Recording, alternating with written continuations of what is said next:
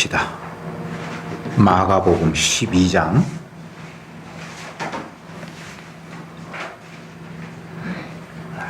18절부터 27절까지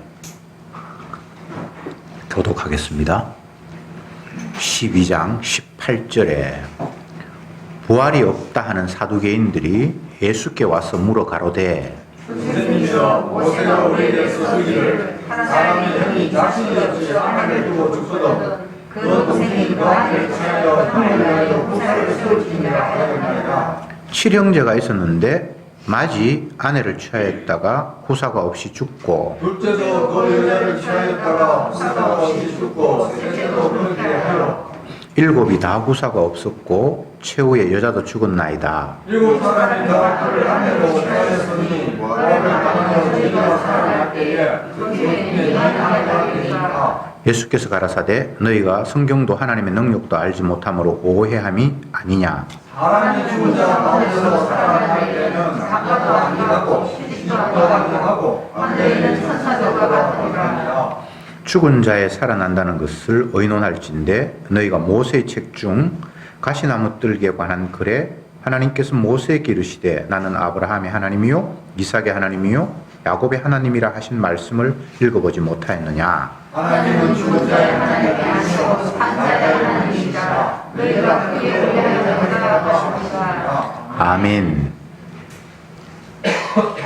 지난주에는 바리새인과 헤롯 당이 찾아와서 예수님께 모함에 빠뜨리려고 함정에 빠뜨리려고 질문을 했죠. 가이사에게 세를 바치는 것이 가합니까 불가합니까 이렇게 물었다면 오늘은 사두개인이 와서 질문을 합니다. 그러니까 이제 이 입장이 서로 다른 사람들끼리 경쟁하듯이 예수님을 넘어뜨리기 위해서 마치 배틀을 하는 것 같은 그런 뉘앙스를 풍깁니다. 바리새인 헤롯 당 아이고 기껏해가지고 그 정도밖에 못해? 내가 이번에 한번 예수를 넘어뜨려 볼게. 사두개인이 나타나서 이제 부활 문제를 거론한다. 이렇게 생각하시면 본문의 정확한 이해인 것 같습니다. 어쨌든 예수 못 잡아 먹어서 혈안이 되어 있는데 지도자들은 이 사람이 찾아가서 한번 넘어뜨리려고 했는데 실패했어. 이제 내가 한번 가볼게. 이런 식으로 각자 자기가 생각하는 그런 문제를 가지고 예수님을 함정에 빠뜨리려고 하고 있다. 사두개인은 평소에 그들의 가진 신앙이 부활 같은 건 없다. 이 땅에서 그냥 하나님 뜻대로 살면 된다. 뭐 이런 생각을 가지고 있었고 천사가 있는 것도 아니다. 이런 생각을 가지고 있는 사람이 사두개인들입니다. 그런데 이제 예수님을 넘어뜨리기 위해서 예수님께 찾아와서 질문을 하는데 질문을 하기 전에 자기가 알고 있는 성경을 먼저 거론을 합니다.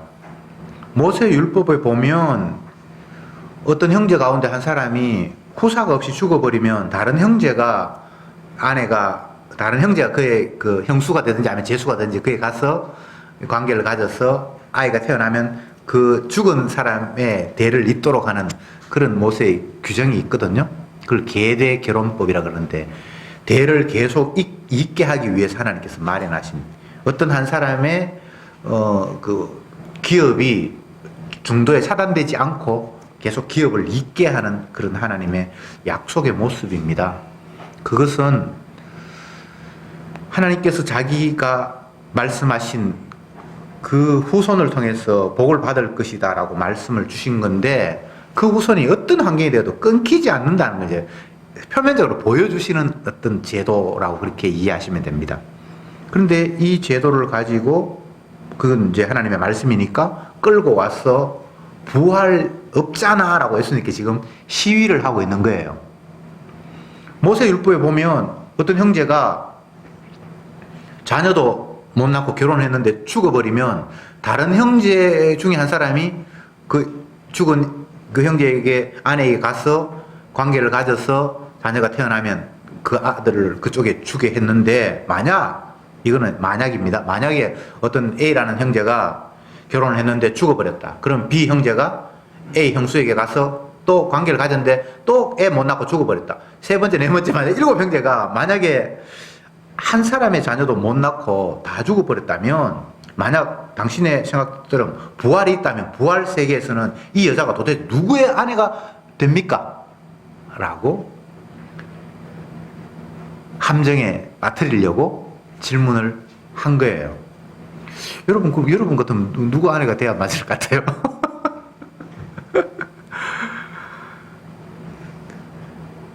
예수님은 이 어리석은 자의 자기 나름대로는 함정이라고 생각하면서 질문한 이 질문에 대해서 엉뚱한 이야기를 하십니다. 먼저 사두개인이 모세의 법을 들고 나왔잖아요.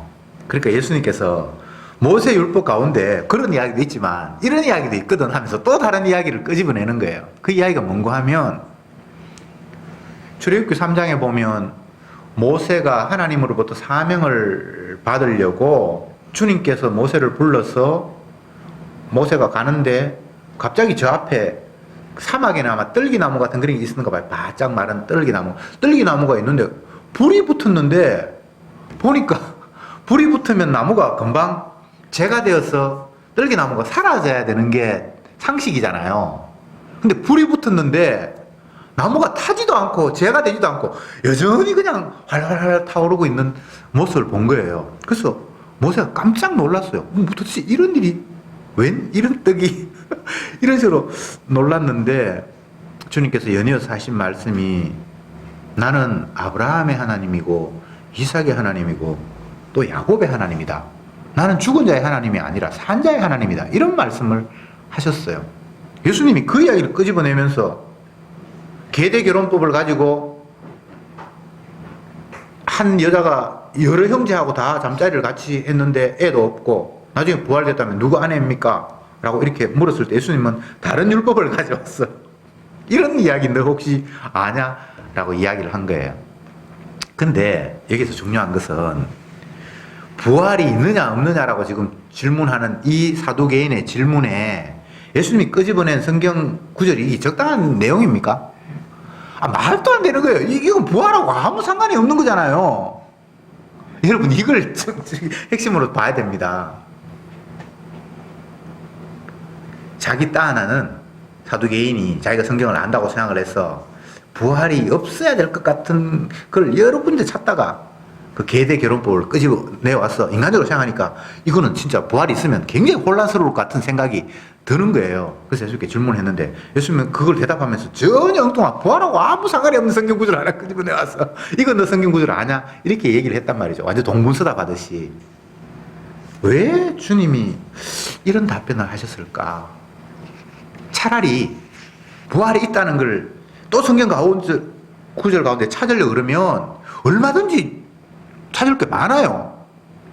예를 들면 에스겔 37장에 보면 마른 뼈들이 주님의 명령에서 살아나잖아요. 그런 걸 보면서 봐라 살아나잖아. 이렇게 얘기하면 더 정확하게 상대 공격을 막을 텐데 주님은 엉뚱한 이야기 부활하고 전혀 상관이 없는 본문을 끄집어냈단 말이에요. 예수님이 이렇게 하시는 이유는 너희들이 하나님의 말씀도 이해하지 못하고 몇 절이나 했습니까? 24절에 예수께서 가르치되 너희가 성경도 하나님의 능력도 알지 못하므로 지금 부활도 네가 상당히 오해하고 있다. 이렇게 말씀하셨잖아요. 인간들이 생각하는 부활 개념은 소생 개념이에요. 소생. 내가 죽었는데 다시 살아나. 그런 단순한 개념을 가지고 있어요. 이건 성경의 진리가 아니에요.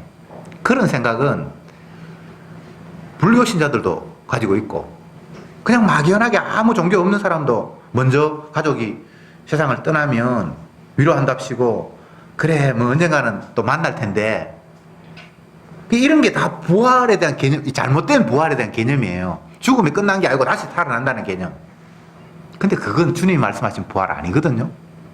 그러니까 부활이라는 개념들을 전혀 엉뚱하게 잘못 생각하고 부활이 없다고 틀림없이 생각하면서 성경 구절을 가지고 끄집어내 가지고 뭔가를 이야기하는 그에게 주님은 부활과 전혀 상관이 없는 다른 본문을 가지고 이야기를 하면서 하나님은 죽은 자의 하나님이 아니고 산 자의 하나님이야. 언약의 하나님이야. 엉뚱한 이야기를 해버렸단 말이죠. 차라리 부활이 있다. 봐라, 성경에 이런 거 있잖아. 이렇게 이야기하면 그 사람이 쉽게 알아들을 것 같은데 그렇게 말하지 않는 이 예수님의 대응 방법. 성경 말씀을 모르고 그걸 믿지 않으면 그들의 논리를 가지고 설명을 해도 그게 답이 아니에요. 그냥 하나님이 어떤 분이고 성경은 무엇을 이야기하고 있다는 걸 그냥 다시 그들에게 들려주는 거예요.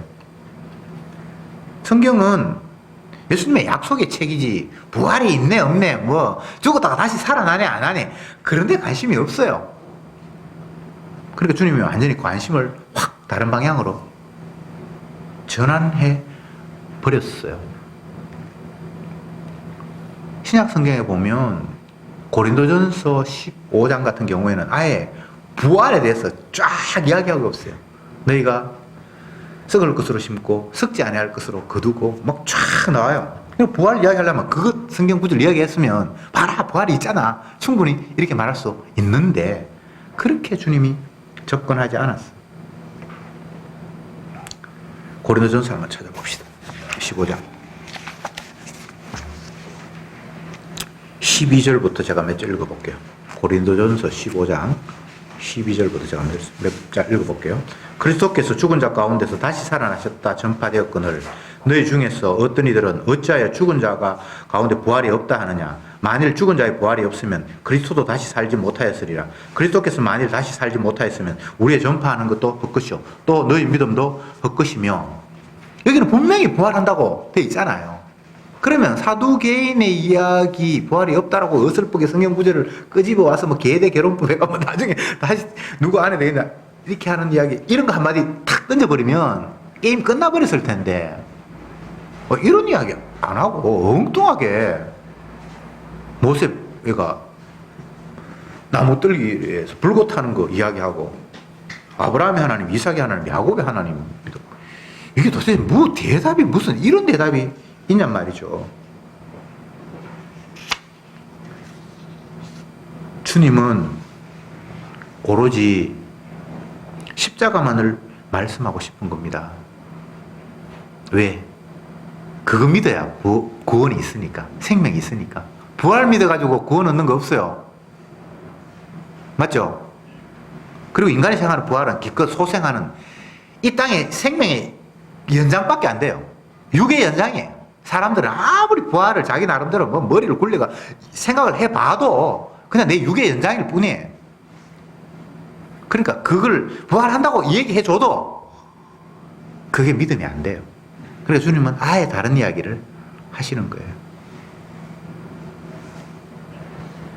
사두개인은 나름대로 예수님을 코너에 몰아넣어서 꼼짝 못하게 하려고 모세 법까지 끄집어 왔는데 주님은 모세 법에 전혀 다른 이야기를 그들에게 던져주셨어요.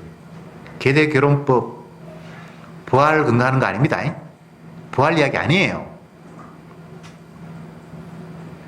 하나님이 약속한 대회는 끊기지 않는다는 걸 주님께서 이야기하신 거예요. 주님의 약속은 결코 맡기지 않는다는 걸 이야기하셨어요.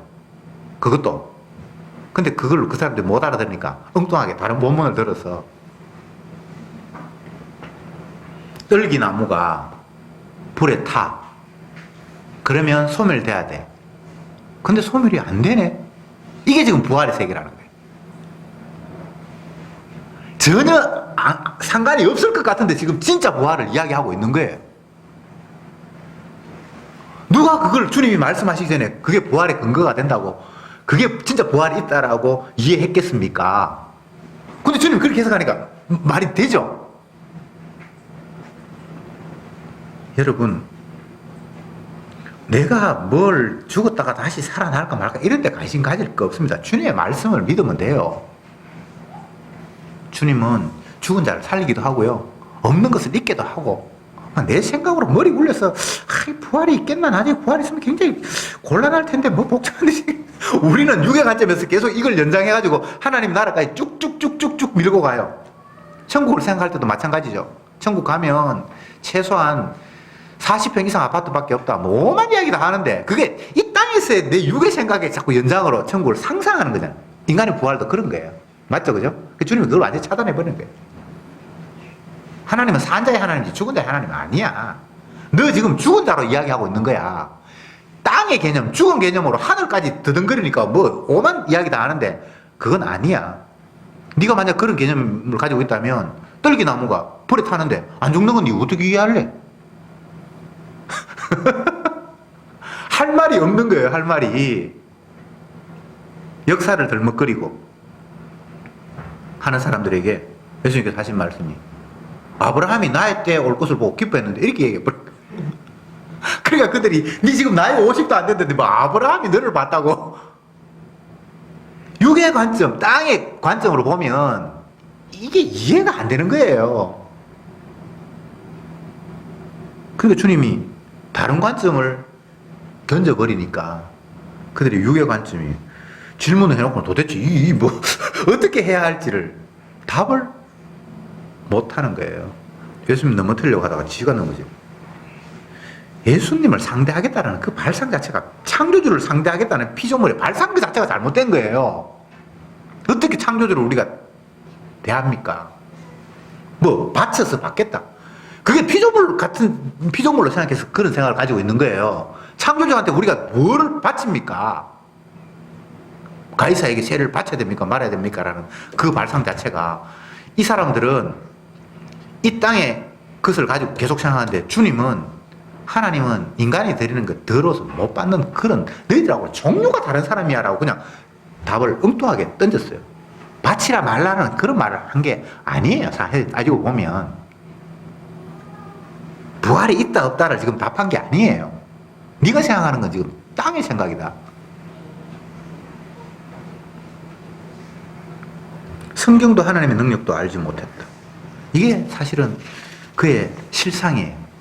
뭐 알아야 부활을 얘기를 하든지 뭐 천국을 이야기하든지 전혀 모르는데 땅의 개념을 가지고 자꾸 상상해서 늘려서 추측해서 그게 그렇지 않을까라고 생각을 하고 있으니 이게 도대체 어떻게 되겠습니까? 사실 사두개인에 국한된 문제가 아니고 우리가 이 범죄 안에 다 있어요. 하늘나라를 기껏 땅에서 더듬어 마치 코끼리 봉사 더듬듯이 그냥 우리는 그렇게 상상할 수밖에 없어요.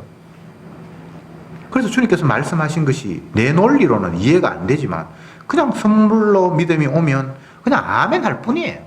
뭐 하나님 나라에 면류관이 있고 뭐 12과실이 있고 뭐 생명수 뭐 있는데 이거는 우리가 이 땅의 개념으로 아무리 설명해 봐야 그거 답 없어요. 그냥 좋은 곳, 럭셔리한 공간으로 생각하는 거 말고는 우리가 천국을 생각할 방법이 없어요. 그게 우리의 한계예요. 그러니까 그걸 가지고 자꾸 이런 애 저런 애 따지지 맙시다. 그냥 주님께서 말씀하시면 그 말씀 그대로 아멘, 아멘, 아멘. 천국에서 제일 중요한 것은 럭셔리한 환경이 아니고 어린 양을 찬양한다는 게 핵심이에요. 천사든 뭐 성도든 모든 거 할 거 없이 다 동원되어서 일찍 죽임을 당한 어린 양, 그 예수님의 십자가의 피의 공로를 찬송하고 노래하는 곳이 천국이라는 게 제일 핵심이에요. 그래서 성도는 그냥 그거 믿으면 되지. 나는 천국에 가면 뭐 몇 평을 받을까? 그따위 생각. 아무 상관없어요. 계속 땅을 잊지 못하고 이 땅이 근거가 되어서 이 땅에서 생각을 도출해내니까 사두개인처럼 이런 말을 할 수밖에 없는 거예요. 예수님이 이런 말씀을 하셨습니다. 내가 곧 길이고 진리고 생명이다. 예수님이 생명이라고 했는데 그럼 예수님 말고는 생명도 아니에요. 우리는 죽어도 죽은 것도 아니고 그냥 흙이라서 흙으로 있다가 흙으로 간 것에 지나지 않아요.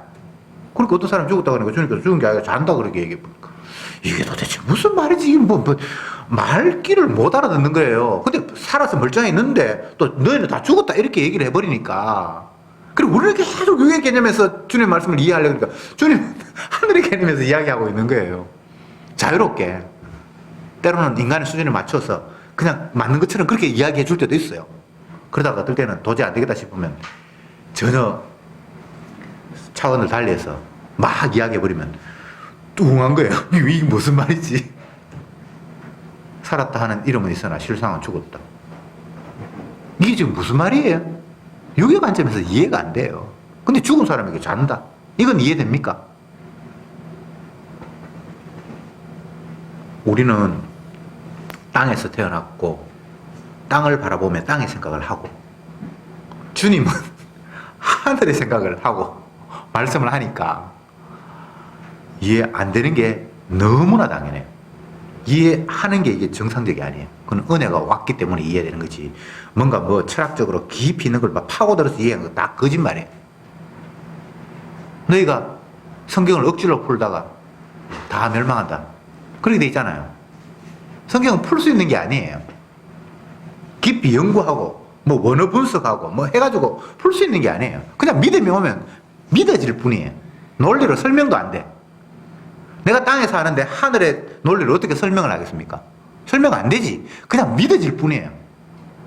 주님께서 알고 죽정이를 나눈다고 하셨고 숨과 지옥이 있다고 하셨으니까 그냥 그게 믿어질 뿐이지. 설명해보라고 그러면 우리는 땅의 개념을 가지고 표현해가지고 나중에 결국 어설픈 이 사두개인처럼 이런 논리밖에 안 나오는 거예요. 복음은 설명하는 게 아니에요. 선포하는 거예요. 믿든지 말든지 설득하려고 하는 게 아니라 하나님께서 믿음을 선물로 주신 사람은 아멘하고 아닌 사람은 못 믿고.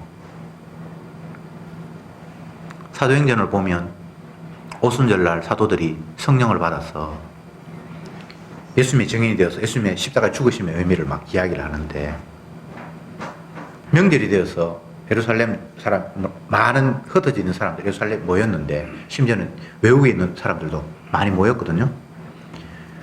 외국에 나가면 1세, 2세 정도까지는 그 본토 말을 아는데 3세 되면 잘 몰라요. 그렇죠, 그죠? 오랫동안 막 있었고 부모가 특별히 그 본국 말을 안 가리키면 잘 몰라요. 예루살렘에 모인 많은 이방에서 온 이스라엘 후손들이 예수님의 제자들이 그냥 히브리 말, 자기 갈릴리 사람이니까 그쪽 유대인의 말을 했는데 말귀를 못 알아듣는데 다른 지역에 온 사람들이 다 자기 언어로 그냥 알아들었대. 그게 오순절 역사에 나와 있잖아요. 이게 이해가 됩니까? 방언이라는 말의 핵심은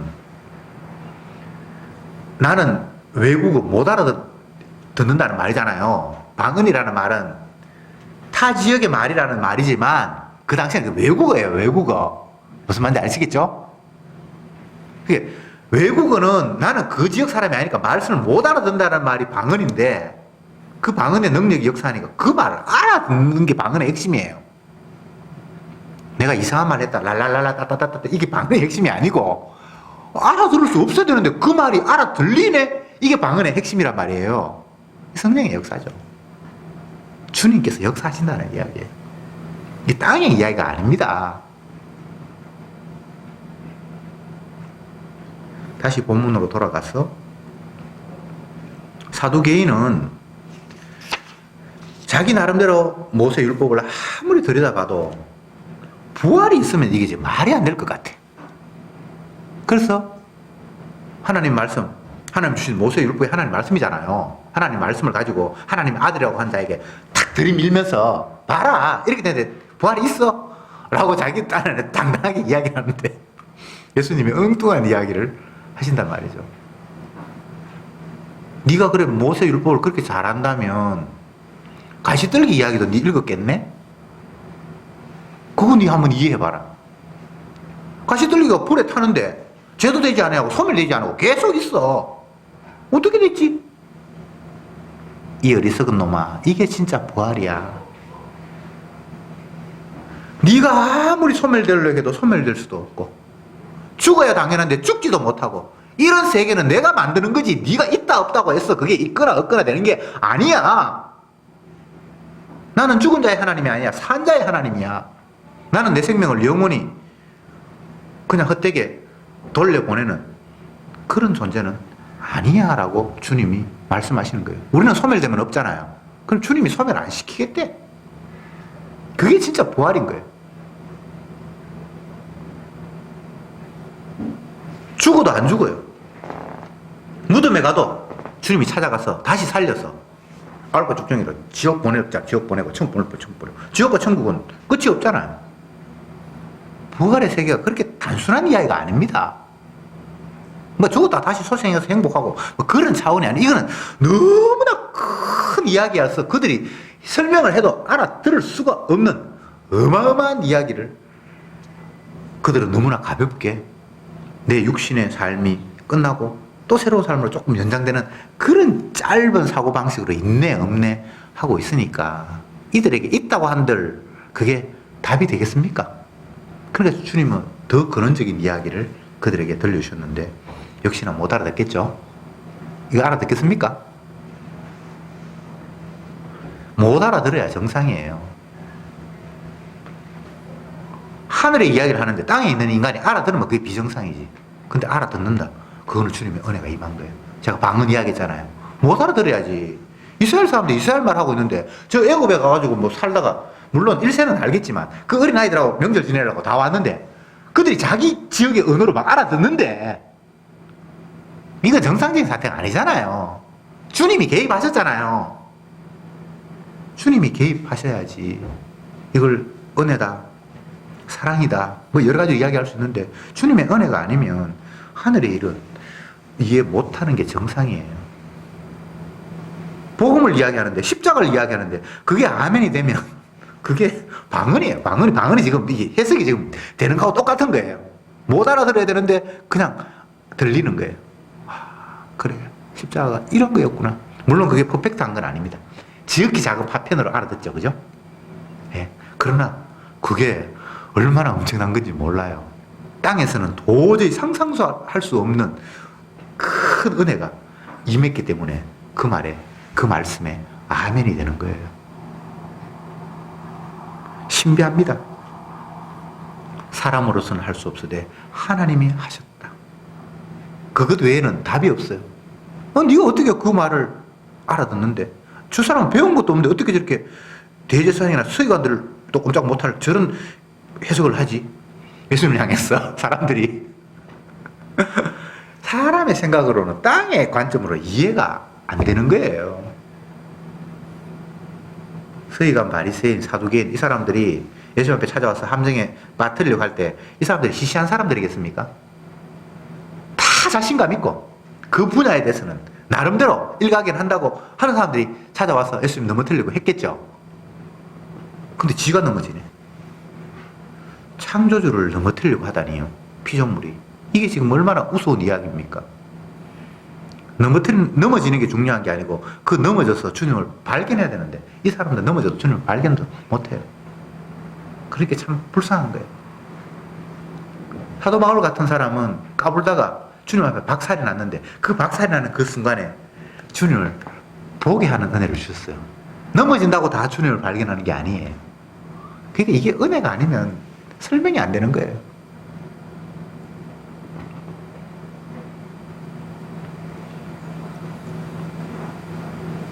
건축자들이 귀한 돌, 예수님을 몰라보고 필요 없다고 버렸다.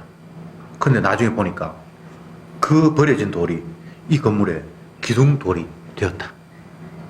이 말씀을 하시면서 돌이 너희를 다 부스러뜨릴 거다. 이렇게 얘기를 해요. 너에게 돌에 부닥쳐서 다 박살날 거다. 그렇게 이야기해요. 버렸으니까, 예수님을 잡다가 죽였으니까 그 십자가가 우리를 다 죄인을 공격하면서 저주하는 십자가죠.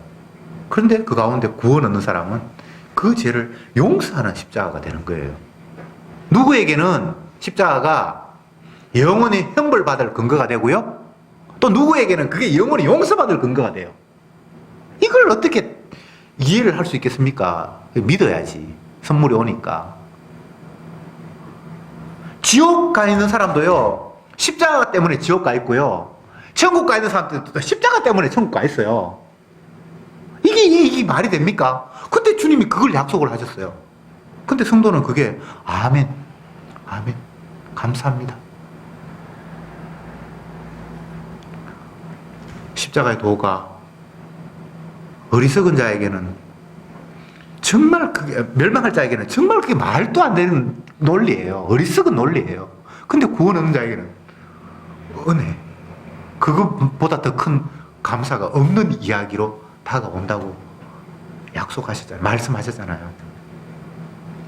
여러분들에게 십자가의 도가 한없는 은혜로 다가왔으면 좋겠습니다. 기도합시다.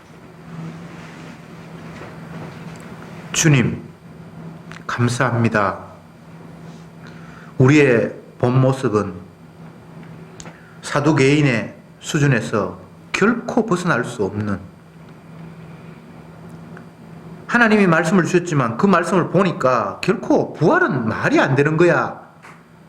그것이 우리의 한계입니다. 이런 저들에게 가시나무 뜰기를 말씀해 주시고 언약의 하나님을 알려주시니 참으로 감사합니다. 우리의 이성이 아니라 믿음의 선물인 줄 믿습니다. 십자가의 도가 어리석음이 아니라 생명의 말씀으로 받아들이게 하시니 참으로 감사합니다. 날마다 이 사랑 안에 주님 앞에 감사하며 기뻐하며 살아가는 저들이 되게 하옵소서. 예수님의 이름으로 기도드립니다. 아멘.